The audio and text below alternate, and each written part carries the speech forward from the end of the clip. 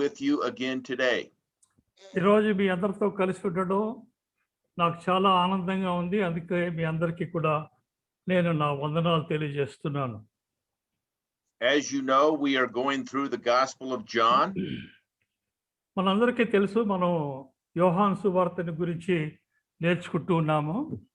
And the Gospel of John was written so that people might believe that Jesus is the Christ, the Son of God, and by believing get eternal life in his name.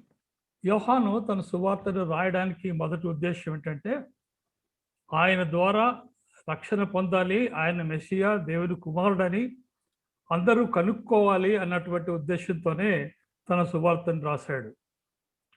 So we have talked about in our past sessions that there are 3 keys to proving that Jesus is both credible and capable to get eternal life. మనం కిందటిసారి నిన్నటి దినాన యేసుక్రీస్తు తన యొక్క కార్యముల ద్వారా సిద్ధపరిచాడు, ఆయన గొప్పవాడు, మహా శక్తి గలవాడు అన్నటువంటి విషయాలను ఆయన బయలుపరిచాడు. We have eyewitnesses who actually walked with Jesus the 3 years of his ministry, and they give written testimony. కంటితో చూసినటువంటి సాక్ష్యం చెప్పిన వారు కూడా వారితో ఉన్నారు. తర్వాత అంతేకాకుండా సాక్షులు కూడా వారు సాక్ష్యం చెప్పారు. And we've seen evidence from the 7 miraculous signs that we reviewed yesterday, where Jesus simply speaks and it happens. మరి మనం 7 మహత్కార్యాలు లేక సూచక క్రియల ద్వారా ఆయన యొక్క గొప్పతనం, ఆయన యొక్క విషయాల గురించి ఆయన దాంట్లో బయలుపరిచినట్టు కూడా మనం కనుక్కున్నాం. These signs were not just designed to be a miracle where it met a physical need of a person at that time, but it proved that Jesus was actually credible and capable to give each person eternal life. ఈ యొక్క మహత్కార్యాలు లేక ఈ యొక్క సూచకలు ఇవి ఏంటి మనకి తెలియజేస్తున్నాయంటే, యేసుక్రీస్తు శక్తి గలవాడు, యేసుక్రీస్తు అధికారం గలవాడు కనుక ఆయన నిత్య జీవాన్ని ఆయన యందు విశ్వాసం ఉంచిన వారికి ఇవ్వగలడు అన్నటువంటి విషయాలు మనం నేర్చుకున్నాం. The prologue of the book was in 1:1 through 1:14. మనం 1వ అధ్యాయం 1 నుంచి 14 వచనాల్లో మనం చూసాము, అది Pitaka. And the body of the book is 1:15 through 21:14.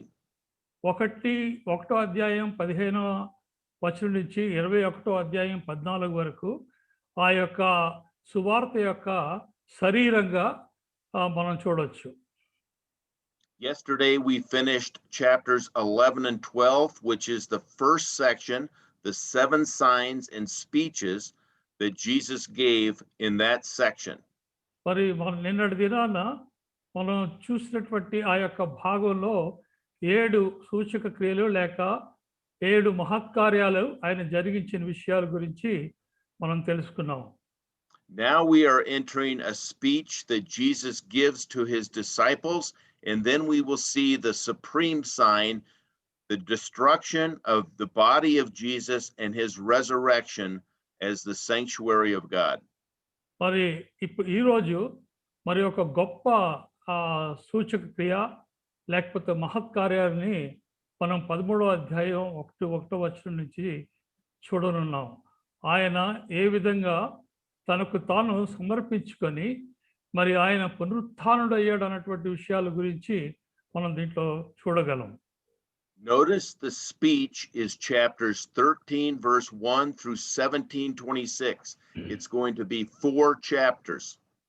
ఈ 13వ అధ్యాయం 1వ వచనం నుంచి 17వ అధ్యాయం 26 వరకు కూడా యేసుక్రీస్తు మాట్లాడినటువంటి విషయాలన్నీ కూడా లిఖితమైనవి.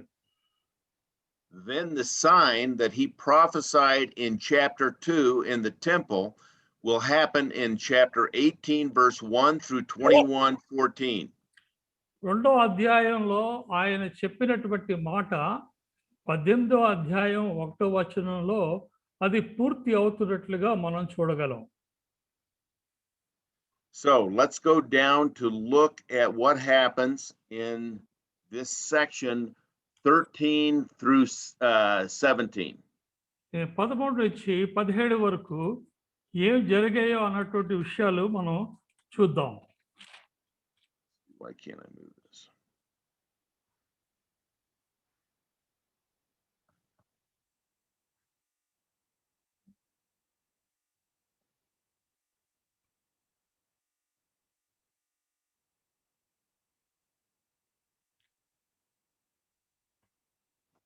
Now notice in this section from 13 through 17, there's an internal success matters and an external success that matters.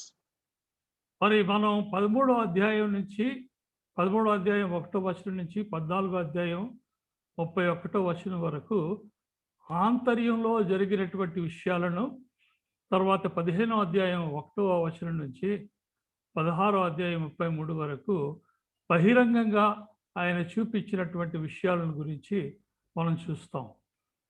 Then in chapter 17, we're going to see that praying for success of the mission, that matters also. మరి 17వ అధ్యాయం 1 నుంచి 26 వచనాల్లో మరి ఆయన చేస్తున్నటువంటి సేవ అది ఏ విధంగా ఫలితాన్ని ఇవ్వాలి అనేటువంటి విషయాన్ని గురించి యేసుక్రీస్తు ప్రార్థన చేసినట్లుగా మనం గమనిస్తాం. So today we are going to focus on this internal success mattering. ఈరోజు మనం ఆంతర్యంలో సంపూర్ణమైనటువంటి విషయాల గురించి మనం చూస్తాం. Jesus is going to focus on two things for his disciples. The first is, in order to have success, there's going to have to be loving one another as Jesus has loved them.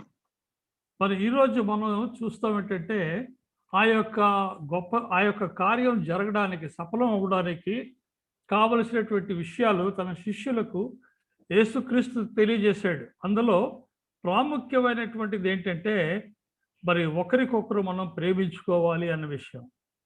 And the second important part of internal success mattering is that the disciples would believe and focus on the final victory, not the current circumstance at the time, the final victory. మరి రెండవదిగా మరి ఆంతర్య సఫలత విషయంలో మనం ఏం చూస్తామంటే యేసుక్రీస్తు తన శిష్యులకు నేర్పిస్తున్నది మరి తాత్కాలికంగా జరిగింది కాదు, కానీ ముందుకు జరగవలసినటువంటి విజయాన్ని గురించి మీరు దృష్టించాలి అన్న విషయాన్ని తెలియజేశాడు. Now, let's read chapter 13, verse 1. 13వ అధ్యాయం 1వ వచనాన్ని మనం చదువుకుందాం. This sets the whole standard for everything, the context for everything that's going to happen in the next 4 chapters. 4 అధ్యాయాల్లో జరగనున్నటువంటి ఆ యొక్క విషయాలన్నీ కూడా ఈ 13వ అధ్యాయం 1వ వచనం మనం చదివినట్లయితే మనకు అది అర్థమవుతుంది. తాను పరలోకం నుండి తండ్రి యొద్దకు వెళ్ళవలసిన గడియ వచ్చెను. యేసు పస్కా పండుగకు ముందే ఎరిగిన వాడై లోకములోనున్న తన వారిని ప్రేమించి వారిని అంతము వరకు ప్రేమించెను. Now, remember from yesterday, we were talking about Jesus had continually said, my hour has not yet come, my hour has not yet come, mine hour is not yet come. యేసుక్రీస్తు పదే పదే తన యొక్క విషయంలో నా సమయం ఇంకా రాలేదు, నా సమయం ఇంకా రాలేదు అన్నటువంటి మాటలు వాడినట్లుగా మనం చూసాం. But then we saw in chapter 12, verse 20, that there were some dispersed Greeks. They were Jewish Hellenists that lived in the Roman Empire that had come to the festival of Passover seeking to find the Lord.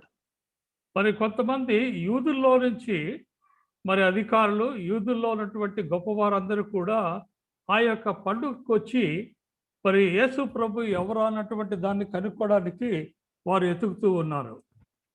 Now, look at chapter 12, verse 23. It says, but Jesus answered them, saying, the hour has come that the Son of Man should be glorified. 12వ అధ్యాయం 23వ వచనంలో మనం ఏం చూస్తామంటే, అందుకు యేసు వారితో ఇట్లనెను, మనుష్య కుమారుడు మహిమ పొందవలసిన గడియ వచ్చి ఉన్నది. Now, this is very important for the reader to understand. Jesus is in complete control. It appears when he dies on the cross that he's not in control, but he's telling everyone, this is the signal for me to go to the cross.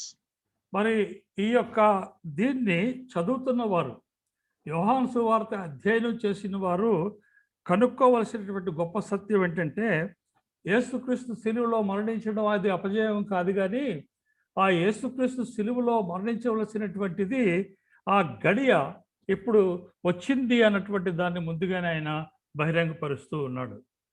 Now, when he told the people in chapter 12 that he was going to die, they had a question. In verse 34, they ask, how can you say you're the Messiah and say you have to be lifted up on the cross? We have been taught that the Messiah will live forever. మరి ఆయన చెప్పినటువంటి విషయాలు ఈ 12వ అధ్యాయంలో ఆయన మరణాన్ని గూర్చి రాయబడి ఉన్నాయి.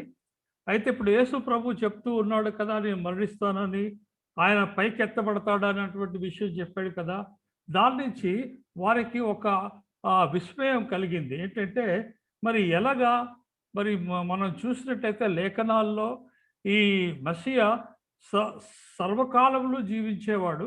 మరి అలాంటిది ఈయన అంటున్నాడు తను ఎత్తబడతాడని, మరణిస్తాడని, ఇది ఎలా సాధ్యం అన్నటువంటి ప్రశ్న వాళ్ళకుండేది. You see, every Jew had been taught that God promised David, King David, that through his line, his seed, would come the Messiah that would live and rule forever.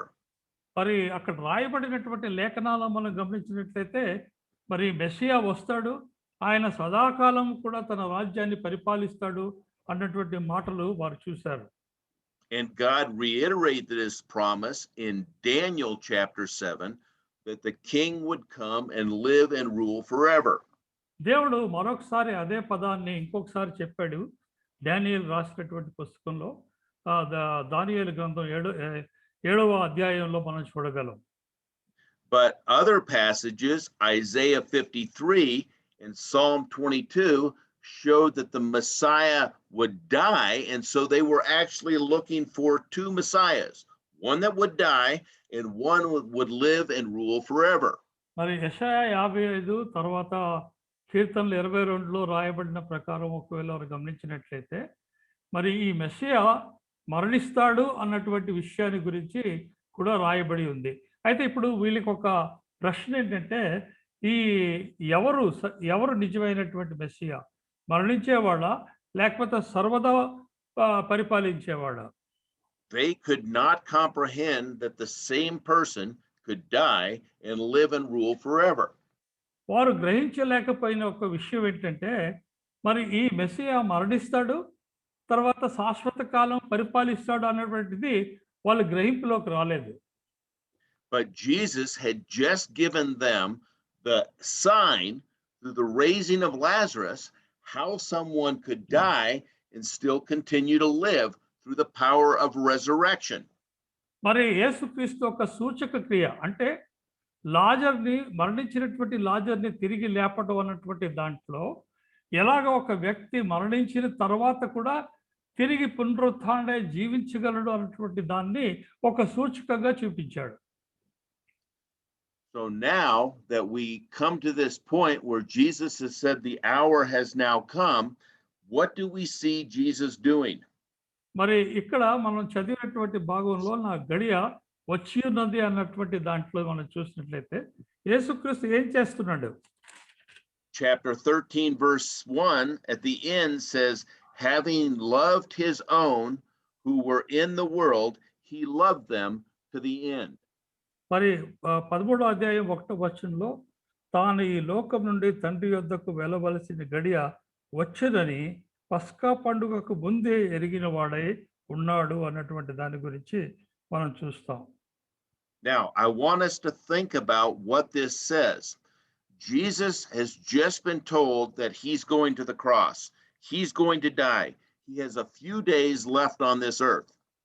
మరి ఇక్కడ మనం గ్రహించవలసింది లేక ఆలోచించవలసింది ఏంటంటే, ఈ మాటల్లో ఆయన సిలువలో మరణించబోతున్నాడు. ఇంకా కొన్ని రోజులు మాత్రమే ఆయనకి ఉన్నాయి అన్నటువంటి దాని గురించి తెలియజేశాడు. If you had been told, diagnosed that you were going to die in just a few days, what would you do with the rest of your life? ఒకవేళ గాని మీరు డాక్టర్ దగ్గరికెళ్తే డాక్టరు ఇంకా కొన్ని రోజుల్లో నువ్వు మరణిస్తావు అని ఒకవేళ చెప్పినట్లయితే, ఆ టైంలో నువ్వేం చేస్తావు? నీ గురించి ఏంటి ఆలోచిస్తావు? Many people have a bucket list that they would like to do. Maybe it's go visit family, maybe it's go see some site, maybe it's do some event that they'd never done before. They wanted to finish it before they die. But Jesus is not focused on himself, he's focused on the mission of the Father at hand. మరి మనమైతే ఏం చేస్తామంటే, ఇంతకుముందు ఎప్పుడూ మనం చేయనటువంటి పనులు చేయడాని గురించి ఆలోచిస్తాం. ఎవరికైనా దర్శించాలంటే వాళ్ళు దర్శిస్తాం. ఎవరికైనా ఏదైనా ఇవ్వాలంటే వాళ్ళకి ఇవ్వాలని చూస్తాం. కానీ యేసుక్రీస్తు అలా చేయలేదు. యేసుక్రీస్తు గారి యొక్క దృష్టి తండ్రి అయిన దేవుడు తనకు పంపించినటువంటి ఆ సేవను పూర్తి చేయడానికి ఆయన ఆలోచిస్తూ ఉన్నాడు. And many people say these chapters 13 through 17 are discipleship chapters, and they do have some discipleship in them. But remember, the overall theme of this book is to help people get eternal life by believing in Jesus. కొంతమంది ఏమంటారంటే 13-17 అధ్యాయాలు ఇది శిష్యత్వాన్ని గురించి రాయబడినటువంటి అధ్యాయాలు అని అంటారు. కానీ ఒకటి మనం జ్ఞాపకం పెట్టుకోవాలి ఏంటంటే, ఈ దీంట్లో మరి ముఖ్యమైనటువంటి సంగతి ఏంటంటే, ఈ అధ్యాయాలను చదివి మరి చదివినటువంటి వాళ్ళు యేసు ప్రభు ఆయన మెస్సియా అని దేవుని కుమారుడని నమ్మి రక్షణ పొందాలి.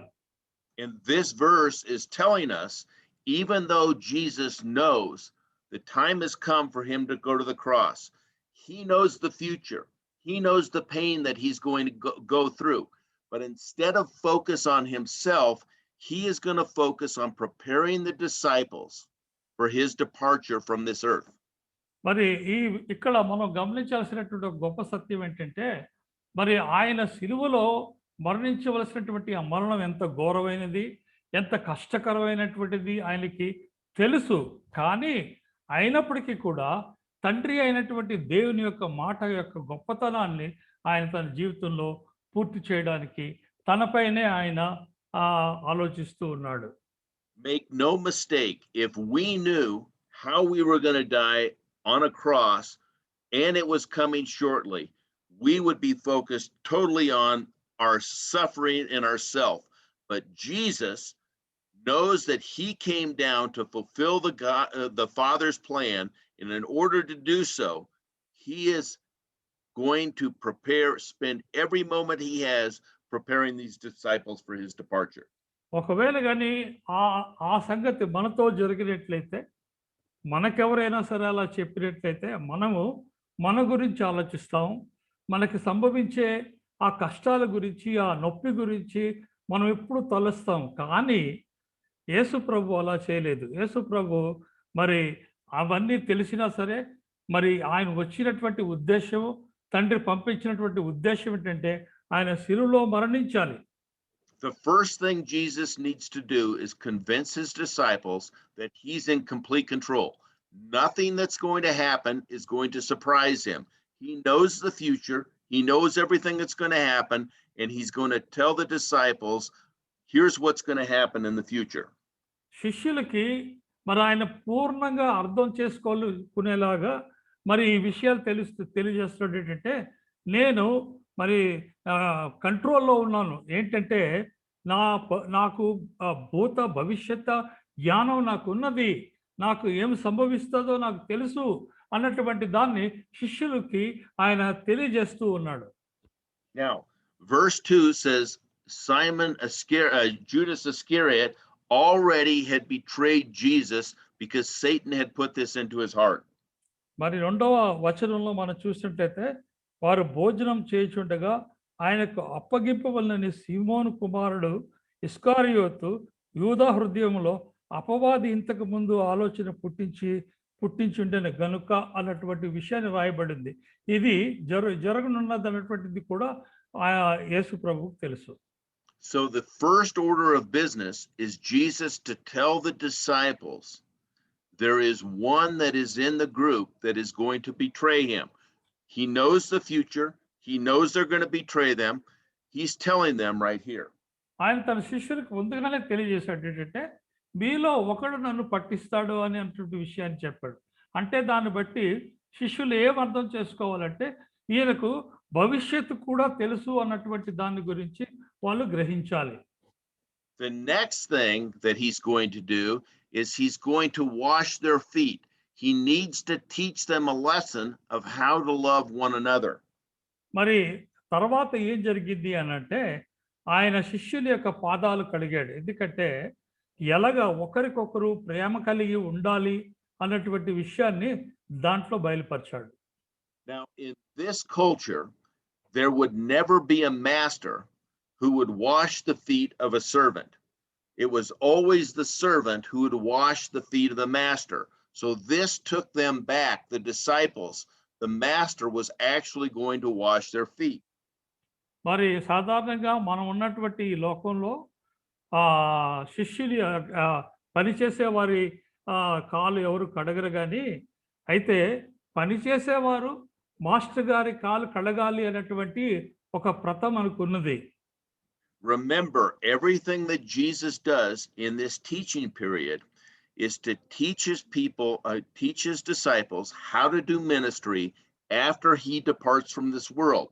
For the last 3 years, they've relied on just being able to ask him every time what they need to do. He's not going to be there anymore. So he is teaching them how to do ministry without him. యేసుక్రీస్తు తన శిష్యులకు ఆయన వెళ్ళిపోయిన తర్వాత ఇంకెవరు ఉండరు గనుక ఎలాగా వారు ఈ సేవను కొనసాగించాలి అన్నటువంటి విషయాన్ని తెలియజేస్తున్నాడు. ఇంతవరకు అయితే 3 సంవత్సరాలు వారు యేసు ప్రభు దగ్గరికి వచ్చి ప్రతి విషయం కూడా అడిగేవారు, ఇది ఎలా చేయాలి, అది ఏంటి అని. అయితే ఇప్పుడు యేసుక్రీస్తు వారి మధ్యన ఉండడు గనుక వాళ్ళని సిద్ధపరుస్తూ ఉన్నాడు. In verse 6, we have the dialogue between Jesus and Peter. మరి 6వ వచనంలో మనం ఏం చూస్తున్నామంటే, యేసుక్రీస్తు తర్వాత పేతురు మధ్యలో జరుగుతున్నటువంటి మాట. So Peter, you want me to read? go ahead. Yes, that's fine. Okay. 6వ వచనంలో ఇట్లు చేయొచ్చు ఆయన సీమోను పేతురు వద్దకు వచ్చినప్పుడు అతడు, ప్రభువా నీవు నా పాదములు కడుగుదువా అని ఆయనతో అనెను. Now notice Peter thinks that he understands his role as a servant and Jesus' role as a master. And so he's trying to say, why are you coming to wash my feet? You're the master, I'm the servant. మీరు మా గురువు గారు, మేము మీ శిష్యులం. అయితే పేతురు ఏమంటున్నాడంటే, శిష్యులమైన మేము నీ పాదాలు కడగాలి కానీ నీవు మా పాదాలు కడగడం ఏంటి అన్నటువంటి ఒక ఉద్దేశాన్ని బయలుపరుస్తున్నాడు. This is a very important lesson for all of us as believers. We think we know many times what God wants, and we read over the scripture instead of reading into the scripture and seeing what God wants to change in our lives, what we are doing that is not necessarily pleasing him. Because in Peter's mind, he's saying, I know you're master, I know I'm servant, I'm not going to let you wash my feet. మరి మనం ఇక్కడ ఒక గొప్ప పాఠాన్ని నేర్చుకోవాల్సిన వారమై ఉన్నాం. ఏంటంటే, శిష్యులు హృదయంలో కూడా ఏముందంటే ఇదే ఒక ఆచారం ఉంది. మరి గురువు గారి పాదాలు శిష్యులు కడగాలి కానీ శిష్యుల పాదాలు గురువు కడగడం ఏంటి? అందుకే కొన్నిసార్లు మనం ఏం చేస్తున్నాం అదే సరైనటువంటిది అని ఆలోచిస్తూ ఉంటాం. కొన్నిసార్లు అది తప్పు అన్నటువంటి విషయాన్ని కూడా మనం గ్రహించగలిగే దీన మనసు మనకు ఉండాలి. Jesus says, you don't understand now, but you will. After I teach you the lesson, you'll better understand. యేసు ప్రభు అంటున్నాడు, ఇప్పుడు మీకు అర్థం అవదు నేనేం చెప్తున్నానో, కానీ నేను ఈ పని చేసిన తర్వాత మీకు అర్థమవుతుంది ఎందుకు నేను ఈ పని చేశానని. So when we take God's word and we read it and we look in the mirror is God's word. We are a person a human fleshly person who's sinful, but when we look into God's mirror, we see Christ's perfection, and we start to change toward being more like Christ in his will and less like us in our will. మరి అద్దము అన్నటువంటి మరి దేవుని వాక్యంలో మరి మనం కానీ మన మన మన యొక్క ముఖబింబాలను చూసినట్లయితే మనం ఎలాంటి పాపాత్మలో మరి దేవుడు యేసుక్రీస్తు ఎంత పరిపూర్ణుడో అన్నటువంటి దాంట్లో మనం మన జీవితాన్ని సరి చేసుకోవడానికి అవకాశం కలుగుతుంది. Now there's a big danger when we are like Peter in chapter 8 and we think we know what God wants and we're not teachable. మరి 8వ అధ్యాయంలో మరి పేతురు కనుక్కున్నట్లుగా నాకంతా తెలుసు అన్నటువంటి పరిస్థితి ఒకవేళ శిష్యుల్లో ఉన్నట్లయితే అది చాలా భయంకరమైనది. Now, what is Peter's response to Jesus? Think of this. Jesus is the Messiah, the Son of God, and Peter tells Jesus, never, never will you wash my feet. మరి పేతురు ఇక్కడ ఏం చెప్తున్నాడంటే యేసు ప్రభుకి, నువ్వు గురువువి, నువ్వు మాకు నేర్పించేవాడివి, నీ పాదాలు మేము కడగాలి కానీ నువ్వు మా పాదాలు కడగడం నో, ఇది జరగవలసినటువంటిది కాదు, ఇది ఎప్పుడూ నేను ఈ పని చేయను నీకు అని అంటున్నాడు. Now remember, the difference between God and man is when God says something, it happens. When man says something, it may happen, it may not happen. That's how you can separate the difference between God and man. Peter is telling God, you'll never wash my feet. మరి ఇక్కడ మనం గమనించాల్సినటువంటి ఒక సత్యం ఏంటంటే, మానవుడు దేవుడు ఇద్దరు ఉన్నారు. మానవుడు చెప్పింది కొన్నిసార్లు జరగవచ్చు, కొన్నిసార్లు జరగకపోవచ్చు, కానీ దేవుడు చెప్పింది ఖచ్చితంగా జరుగుతుంది. అయితే పేతురు ఇక్కడ యేసు ప్రభుకి ఏం చెప్తున్నాడంటే, వద్దు, నీ పాదాలు నేను కడగడానికి వీల్లేదు అన్నటువంటి మాట ఈయన చెప్తూ ఉన్నాడు. A better response from Peter would be, Lord, I do not understand. Why do you want to wash my feet? Help me to understand this. Instead, he's saying, I already know the truth, and you're not going to wash my feet. This is what happens to us when we have difficulty with a passage in the Bible. We just shut it down instead of praying and saying, God, help me to understand your way, not my way. మరి కొన్నిసార్లు మనం Bible చదువుతున్నప్పుడు కఠినమైనటువంటి సందర్భాలు వచ్చినప్పుడు, మనకు అర్థం కానటువంటి సందర్భాలు వచ్చినప్పుడు మనం ఏం చేస్తామంటే మూసేస్తాం, దాని గురించి ఏం ఆలోచించాం. కానీ ఒకవేళ పేతురు ఈ విధంగా యేసు ప్రభుని అనుంటే ఎంత బాగున్నో, మీరు చెప్తుంది నాకు అర్థం కావట్లేదు ప్రభువా, ఎందుకు మీరు నా కాలు కడగాలనుకుంటున్నారు, దీంట్లో ఉన్నటువంటి విషయం ఏంటి నాకు తెలియజేయండి అని అనుంటే మరి అది చాలా బాగా ఉన్ను. Now notice Jesus' response to Peter. If you do not let me wash your feet, you can have no part of my ministry.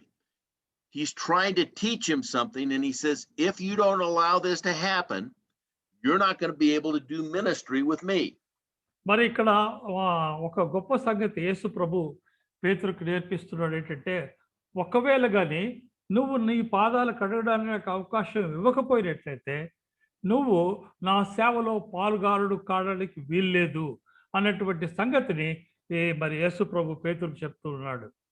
Now notice he didn't say, if you don't let me wash your feet, you no longer have eternal life, because eternal life is a gift that was given from Jesus. This is about doing ministry when Jesus leaves and he's trying to teach them how to do ministry after he departs. ఇక్కడ మనం జ్ఞాపకం పెట్టుకోవాల్సింది ఏంటంటే, ఒకవేళ యేసు ప్రభు పేతురుతో నీ పాదాలు కడగకపోయినట్లయితే నువ్వు నిత్య జీవంలో ప్రవేశించవు అని అనలేదు. ఎందుకంటే నిత్య జీవము అన్నటువంటిది దేవుడిచ్చే బహుమానం.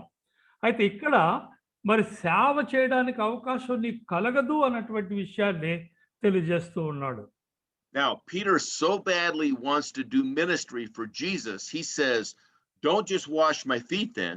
Go ahead and wash my entire body, my hands also.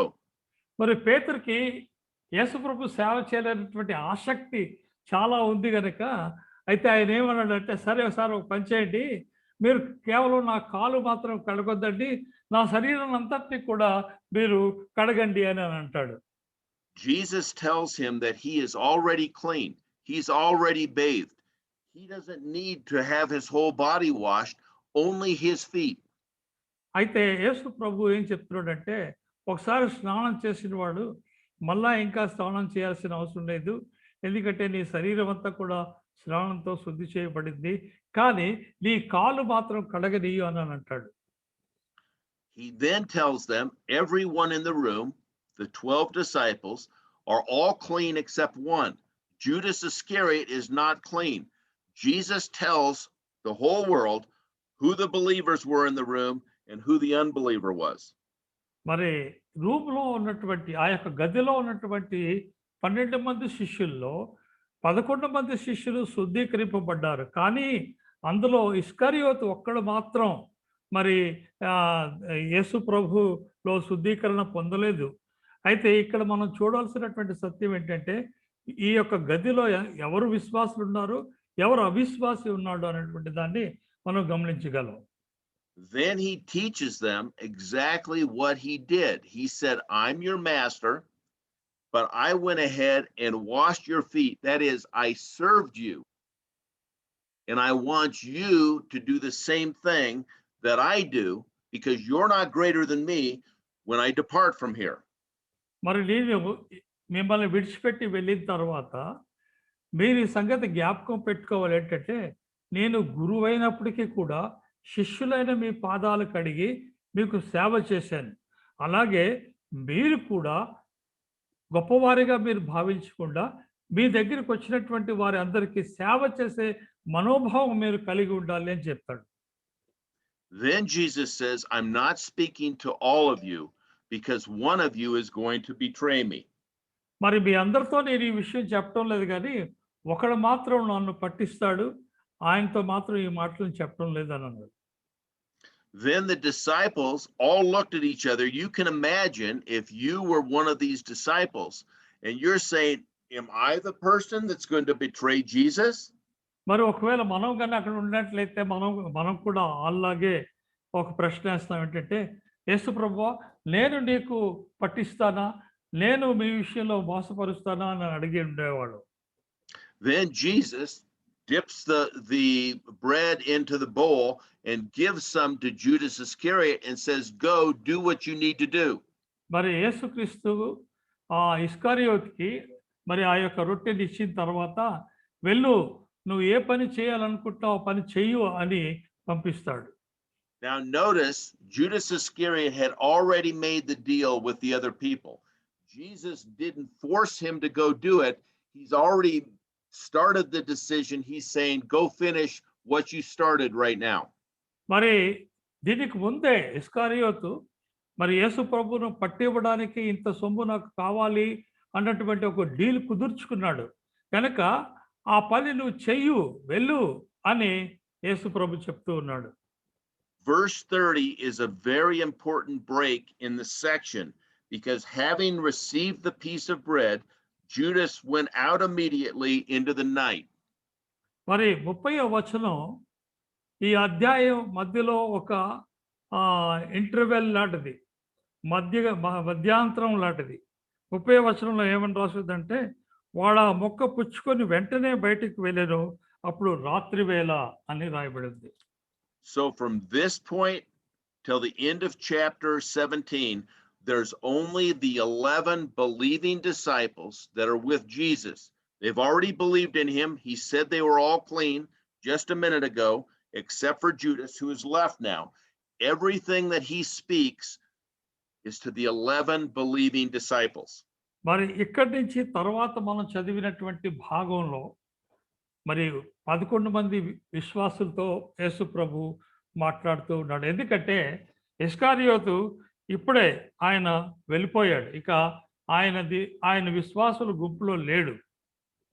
So this is very important, the hermeneutic hand that we have here. The pinky finger is who is the original speaker, and the ring finger is who is the original audience. మరి మన ఏళ్ళలో మరి ఈ యొక్క చిట్లేను ఎవరు మాట్లాడుతున్నారు, రెండోది ఎవరు వింటున్నారు.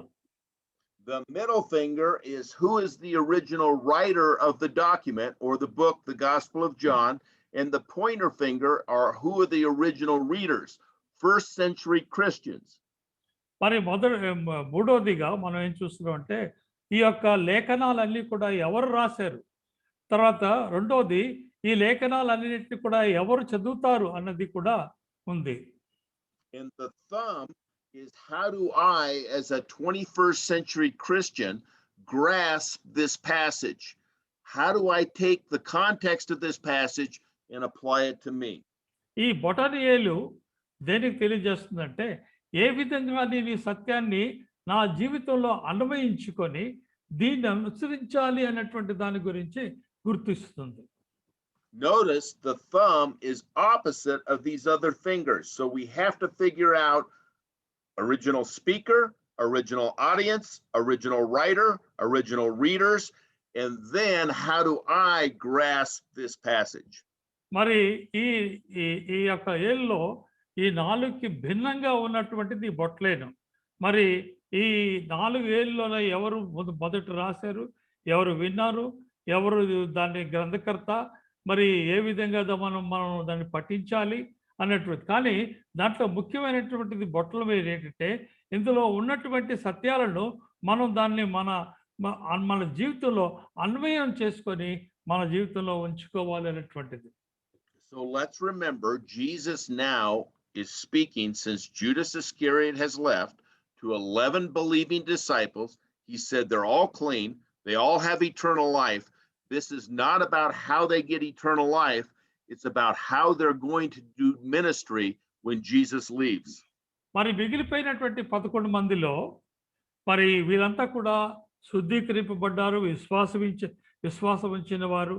మరి వీళ్ళు నిత్య జీవంతో వీళ్ళకి ఇప్పుడు పని లేదు, కానీ వీరికి ఇప్పుడు పని ఏంటంటే వీరు మిగిలినటువంటి జీవిత కాలంలో ఏ విధంగా యేసు ప్రభు సేవను చేయాలి. Now notice in verse 33, Jesus calls them little children. These are believers who need to grow in the Lord so that they can get this message out to a dying world. మరి 33వ వచనంలో మనం చూసినట్లయితే యేసుక్రీస్తు వారికి చిన్నపిల్లలారా అని పిలుస్తూ ఉన్నాడు. ఎందుకంటే విశ్వాసంలో వీరు చిన్నపిల్లలుగా ఉన్నారు. వీరు వెదకాలి, వెదికిన తర్వాత మరి లోకంలో ఉన్నటువంటి నశించిపోయే వారి మధ్యలో వీరు సేవ చేయాలి అనేటువంటి భావంతో. Now the first thing he tells them is he's going to be with them for just a little longer and then he's going to go away. మరి ఇక్కడ వాళ్ళకి ఏం చెప్తున్నాడంటే కొంతకాలం మాత్రమే మీతో ఉంటాను, తర్వాత మీరు మీ పని చేయాలి అని. And he says, where I am going, you cannot come. ఇప్పుడు నేను వెళ్తున్న స్థలానికి మీరు రాలేరు. Verse 34, a new commandment he gives to them. 34వ వచనంలో ఒక కొత్త ఆజ్ఞని ఇస్తున్నాడు. ఏంటంటే మీరు ఒకరినొకరు ప్రేమించవలను, మీకు ఈ కొత్త ఆజ్ఞ ఇచ్చుచున్నాను అని అన్నాడు. Okay, so if he gives them this new commandment to love one another as he has loved them, what was the old commandment? మరి ఒకవేళ కానీ మీరు ఒకరికొకరు ప్రేమించుకోండి అన్నటువంటిది కొత్త ఆజ్ఞ అయితే మరి పాత ఆజ్ఞ ఏంటి? The old commandment was to love your neighbor as yourself. Now he gives them the new commandment to love one another as I have loved you. పాత ఆజ్ఞ ఏంటంటే నిన్ను వలే నీ పొరుగువాన్ని ప్రేమించుము అన్నది పాత ఆజ్ఞ. అయితే ఇప్పుడు ఈ కొత్త ఆజ్ఞ ఏంటంటే మీరు ఒకరినొకరు ప్రేమించుకోండి అన్నటువంటిది. Now, who is the one another? Is it all people? No, it's fellow believers. The one another here is you need to have success in getting the ministry out. You internal believers need to love one another as I have loved you. మరి ఇక్కడ అందరూ కాదు, కానీ ఇక్కడ ఎవరైతే ఉన్నారో, ఎవరైతే వారితో కలిసి పనిచేస్తున్నారో వాళ్ళు ఒకరికొకరు వారు ఒకరికొకరు ప్రేమించుకొని మరి దేవుని సేవను సంపూర్తి చేయాలి. And how did Jesus love them? He came as the good shepherd, willing to lay his life down for his sheep. He's telling them there are going to be many shepherds. They're not the good shepherd, but they're going to be many shepherds, and they're going to need to love one another as Jesus has showed them how he loved them. మరి యేసుక్రీస్తు వీరిని ప్రేమించాడా? యేసుక్రీస్తు ప్రేమను వీళ్ళు చూసారా? అవును చూశారు. ఎలాగంటే ఆయన పరమను విడిచి భూమికి వచ్చి వీరి కోసం తన ప్రాణాన్ని పెట్టాడు. అలాగే వీరు కూడా ఒకరికొకరు ప్రాణం పెట్టినంతగా ప్రేమించుకోవాలనేటువంటి సత్యాన్ని బోధిస్తూ ఉన్నాడు. And then in verse 35, all people will recognize that you are a disciple of Jesus if you have love for one another. So if you don't have love for one another, nobody can recognize you as a disciple of Jesus. You might be a believer, but you're not a disciple following Jesus because we don't love one another as Jesus loved his disciples. 35వ వచనంలో మనం చూసినట్లయితే మీరు ఒకరి ఎడల ఒకరు ప్రేమ గలవారైన ఎడల దీన్ని బట్టి మీరు నా శిష్యులని అందరూ తెలుసుకుంటారు. మరి అందరూ తెలుసుకోవాలి అంటే ప్రేమ, ఒకరిలో ఒకరు ఉండవలసినటువంటి ప్రేమ, విశ్వాసులు కావచ్చు, కానీ ఈ ప్రేమను బట్టే వీరు నా శిష్యులని ప్రపంచం తెలుసుకుంటుంది అని చెప్పాడు. Now notice that Peter is not a very good listener. Instead of focus, go ahead. No, okay, finish it. He's not a very good listener. Instead of focusing on what Jesus was saying about loving one another, he's focused on the first phrase of, you can't go where I'm going. He's still sitting there going, no, I'm following you. Discipleship is me to physically follow you wherever you go. Jesus says, no, discipleship is to love one another.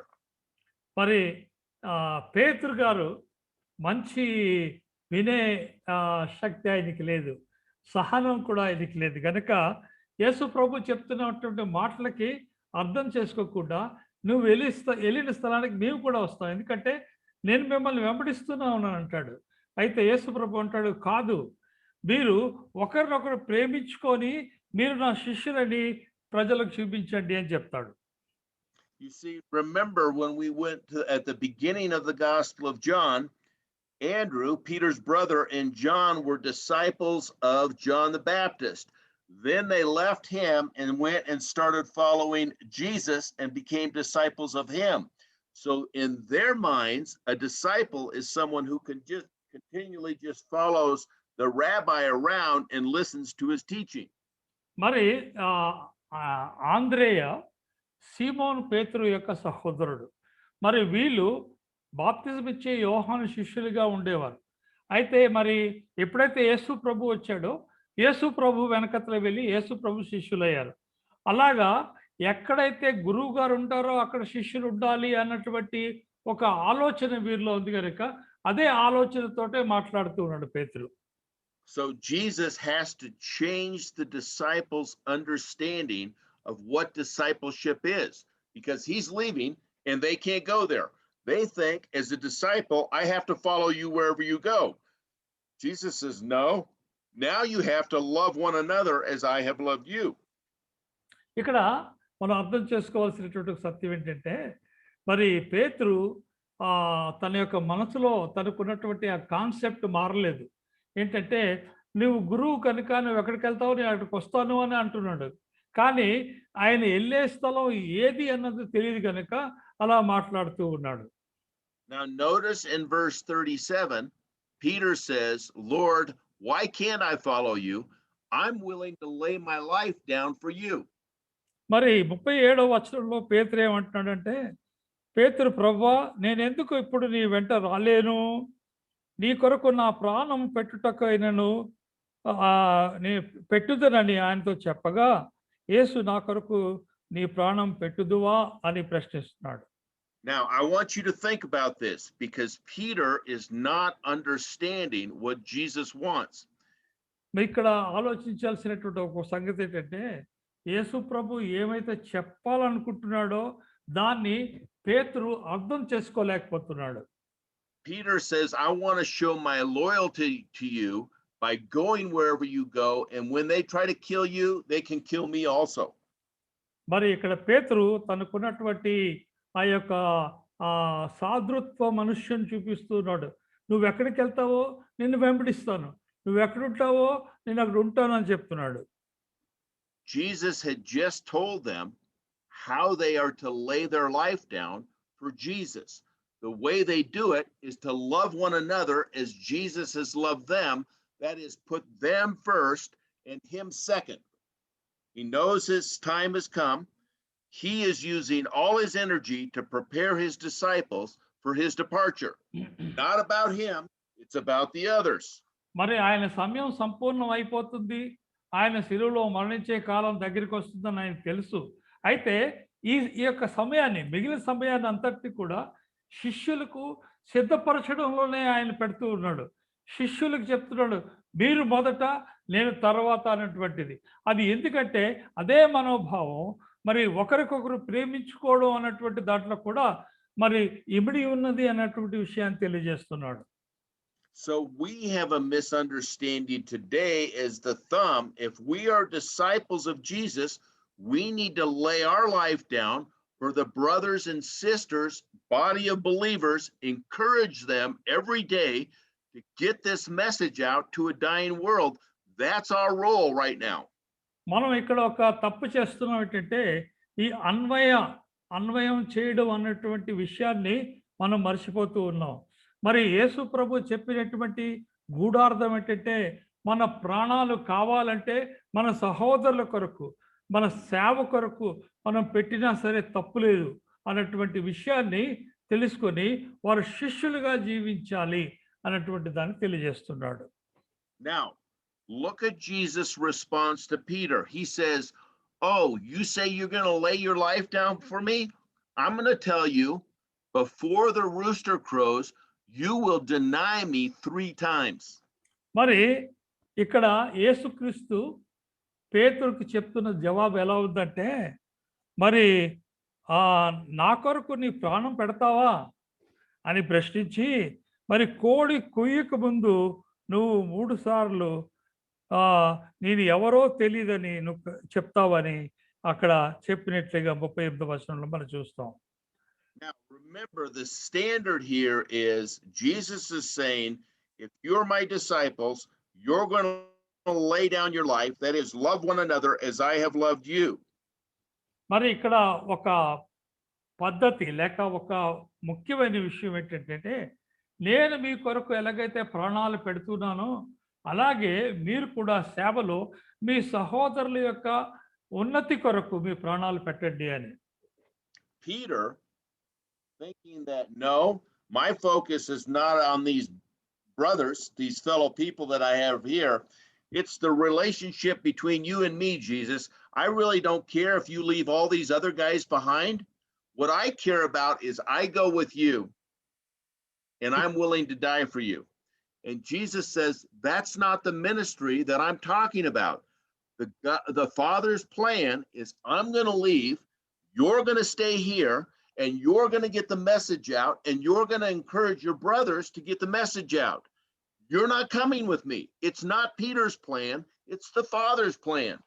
ఇక్కడ పేతురు తన యొక్క ఉద్దేశాన్ని బయలుపరుస్తున్నాడు. ఎలాగంటే, నాకు నువ్వు ముఖ్యం ప్రభువా, నువ్వు ఎక్కడుంటావో నేను ఎక్కడ ఉండాలి, అంతేగాని వీళ్ళు ఈ సహోదరులతో నాకేం పని లేదు, వాళ్ళు ఎలా పోయినా నాకేం పర్వాలేదు అన్నటువంటి ఉద్దేశాన్ని చెప్తూ, నీ కోసం నేను కావాలంటే నా ప్రాణాన్ని కూడా పెడతారని తన యొక్క గొప్పతనాన్ని చెప్తూ ఉన్నప్పుడు యేసు ప్రభు పేతురుకి ఏం చేయమంటున్నాడంటే, నీ చిత్తం కాదు దేవుని చిత్తం ఏంటంటే, నేను తండ్రి దగ్గరికి వెళ్ళాలి, మీరు ఈ భూమి మీద ఉంటారు, మీరు మరి ఒకరి కోసం ఒకరు ప్రేమిస్తూ అవకాశం వస్తే మీరు మీ ప్రాణాలు పెట్టాలి అనేటువంటిది, ఇది సేవ. నువ్వు అన్నట్టుగా అది సేవ కాదు అని అంటాడు. Do you ever wonder why once we believed in Jesus for eternal life that we don't just go up to the Father right now and spend eternity with him once we've believed? Why does he keep us here to stay in this fallen world, because he wants us to do ministry in his plan and be an extension of the first disciples who were believers. మనం ఒకవేళ అదే సత్యమైతే మనం నమ్మిన వెంటనే పరలోకానికి వెళ్ళిపోయి ఉంటే బాగుండు కదా.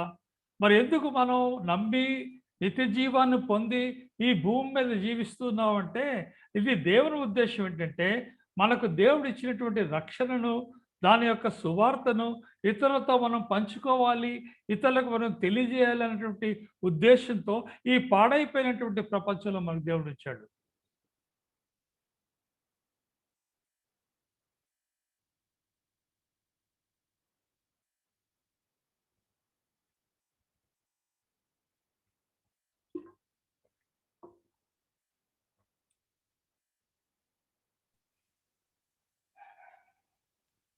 ఏదో ఆగిపోయింది సార్.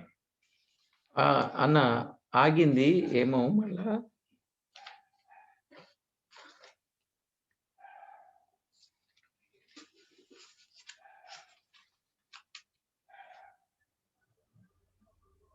ఆయనకి ఛార్జింగ్ అయిపోయిందేమో. అదే అనిపిస్తుంది. ఆయన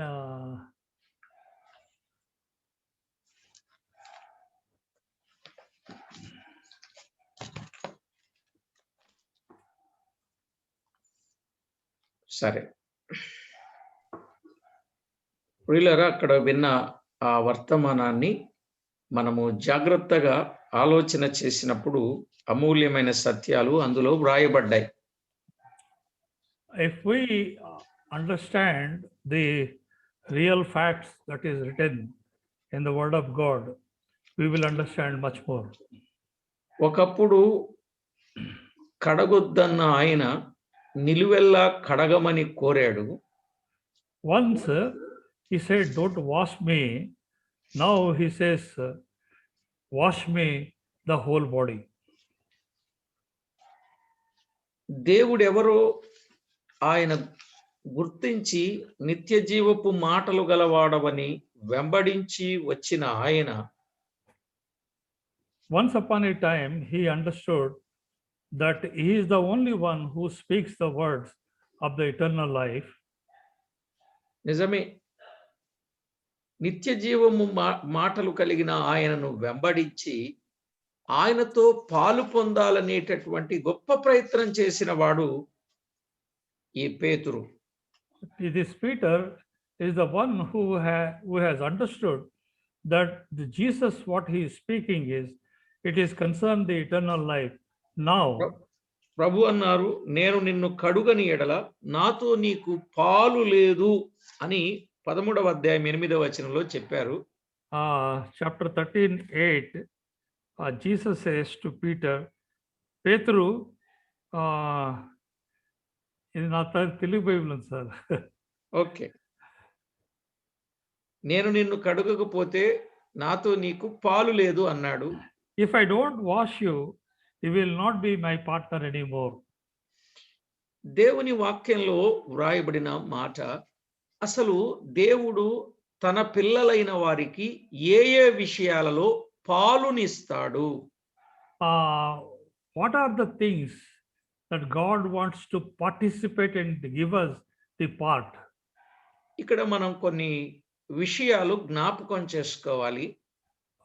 We have to realize few things here. Hebrew పత్రిక 3వ అధ్యాయం 1వ వచనంలో, Hebrews chapter 3 verse 3, 3వ అధ్యాయం 3వ వచనం సార్. 1వ వచనం, chapter 3 verse 1. పాలు పరలోక సంబంధమైన పిలుపులో పాలు అనే మాట చెప్పాడు. Here we see that the part here belongs to the heavenly places. నిజమే, దేవుడు ఒకటి పరలోక సంబంధమైన పిలుపులో పాలు ఇచ్చేవాడుగా ఉన్నాడు.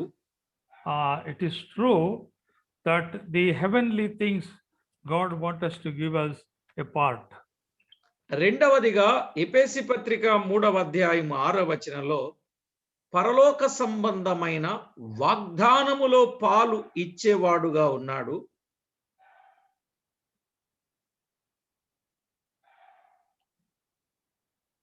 ఎఫెసీ పత్రిక 3:6.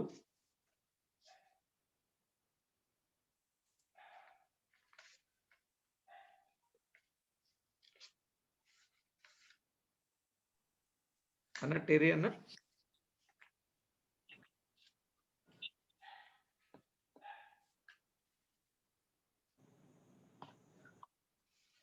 టెరీ అన్న okay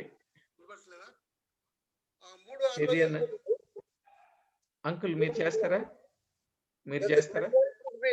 Fellow heirs of the same body and partakers of his promise in Christ. ఇక మూడవ విషయానికి వచ్చినట్లయితే ఆయనతో పాలు పంపులు పొందాలి అనంటే పేతురు రాసిన మొదటి పత్రిక 4వ అధ్యాయం 13వ వచనంలో ఆయన శ్రమలలో పాలు పొందాలి.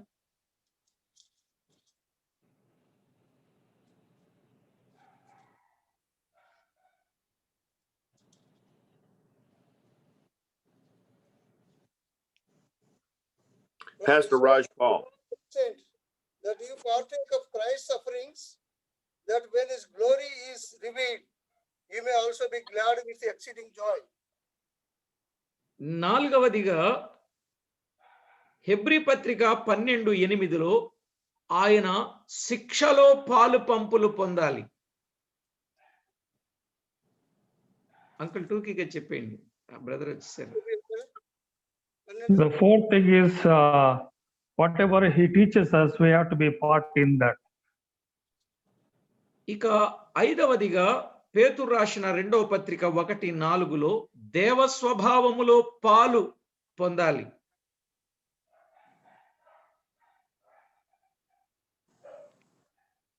కండిచేయండి.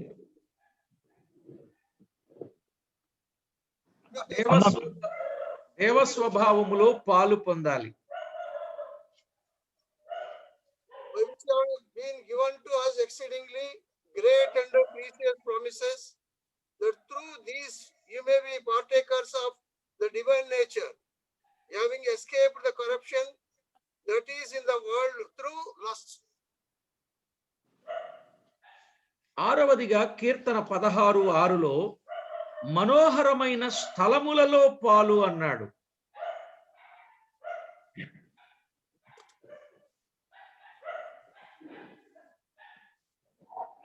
మనోహరమైన స్థలములలో పాలు.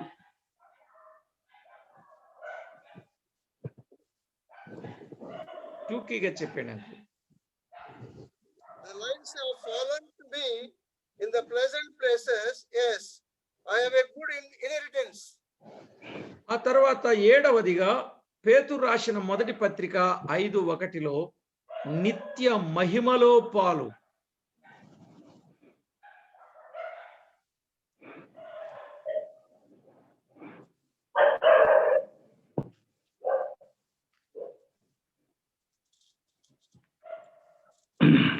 We will be partakers of the glorious, forever glorious time. కాబట్టి పాలు అనేది ఖచ్చితంగా మనము పొందాలి. We have to take the part in everything. ఆయనతో పాటు మనము పాలు పొందాలి. కడుగబడితే తప్ప పాలు లేదు అని అన్నాడు. For that reason only Jesus said, unless I wash your feet, you will not have a part in my ministry. ఆ విధంగా ప్రతి ఒక్కొక్కరు సిద్ధపడాలని ప్రేమతో కోరుతూ ప్రభు సన్నిధిలో In that ప్రార్థన way, చేసుకుందాం. in that way, we all have to prepare ourselves to be a partakers of the ministry of the Lord. ప్రార్థన చేసుకుందాం. Let us pray. కృపగల మా తండ్రి, దయగల దేవ, మీకు స్తోత్రములు. Gracious Heavenly Father, we love you and we thank you. మమ్మను ప్రేమించి చక్కని మీ వాక్యాన్ని మాకు బయలుపరిచినందుకై స్తుతులు. Lord, you have loved us and you have brought the nice and wonderful words to us, Lord. మేము కడుగబడితే ఏ ఏ విషయాల్లో మీరు మాకు పాలు ఇస్తారో తేటగా చెప్పారు. When we have been washed by you, what are the parts we get you have taught us? ప్రతి విషయంలో మేము మీకు మహిమకరంగా మీరు మాకిచ్చే పాలిలో మేము పాలివారు అవటానికి సిద్ధపరచమని కోరుచు. Lord, we ask you to prepare us the things that you want us to be a partakers. యేసుక్రీస్తు నామమున వేడుచు ఉన్నాము తండ్రి. We pray this prayer in the most precious name of our Amen. Lord and Savior Jesus Christ. Amen.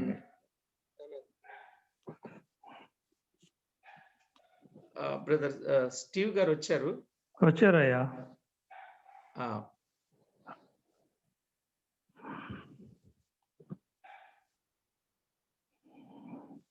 చెప్దామా? Finish చేయ. Is that better? Okay. Yeah. I'm sorry that our internet went out here, and so I had to get on my mobile and get on to the call. Internet అది లేనందువల్ల ఇలాగా జరిగింది అని ఆయన చెప్తున్నారు. So we can finish right here. We're at the end of chapter 13, but what we wanted to make sure everybody understood today is discipleship is no longer physically following Jesus around every place he goes, but loving one another as Christ loved us, giving the example so that we could proclaim the message to a dying world. ఈ 13వ అధ్యాయంలో శిష్యులు అర్థం చేసుకున్నారని మనం తెలుసుకోవాలి. ఏంటంటే శిష్యత్వం అనేది కేవలం శారీరకంగా ఆయన ఎక్కడికి వెళ్తున్నాడో అక్కడికి వెంబడించడం మాత్రమే కాదు, కానీ ఎలాగైతే తండ్రి మాట పైన యేసుక్రీస్తు తన ప్రాణాలు అర్పించాడో అలాగే సహోదరులు ఒకరికొకరు ప్రేమించుకోవడంలో తన ప్రాణాలు అర్పించి సేవ చేయాలి అనేటువంటి దాన్ని గుర్తించాలి. So this section we've seen so far is Jesus is preparing his disciples for his departure and how to do ministry with him not on this earth. మరి యేసు ప్రభు ఇక్కడ శిష్యులకు సిద్ధపరుస్తున్నాడు. ఆయన వెళ్ళిపోయే సమయం దగ్గరికి వచ్చింది. వెళ్ళిన తర్వాత మిగిలినటువంటి శిష్యులు ఏ పనులు చేయాలో అన్నటువంటి దాన్ని ఆయన తేటగా తెలియజేస్తూ ఉన్నాడు. శారీరకంగా వెంబడించడం మాత్రమే కాదు, కానీ మరి సహోదరులు ఒకరికొకరు ప్రేమించుకోవడంలో చూపించవలసినటువంటి సేవ. And his first commandment, the new commandment, is to love one another as he loved us. మరి మొదటి ఆజ్ఞ, కొత్త నిబంధన ఆజ్ఞ ఏంటంటే ఆయన ఎలాగ మనల్ని ప్రేమించాడో అలాగే మనం కూడా ఒకరికొకరు ప్రేమించుకోవాలి. That is, get the message out of how people get eternal life by believing in Jesus and encourage each other to do the same thing.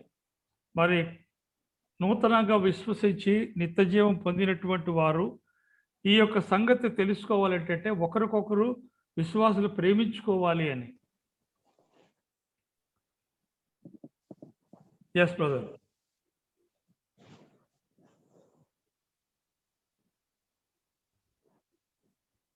Mobile network కూడా ప్రాబ్లం అయిందండి. Love one another as you have loved us. We pray this in Jesus' name. Amen. ప్రేమగల ప్రభువా, మరి నీవు మమ్మల్ని ప్రేమించినట్లే మేము కూడా ఒకరికొకరు ప్రేమించుకునేలాగున నీ యొక్క కృప దయచేసి నీ శిష్యులు అనిపించుకుంటకు నీ కృప చూపించమని యేసు నామమున ప్రార్థిస్తున్నాం తండ్రి. Amen. Thank you.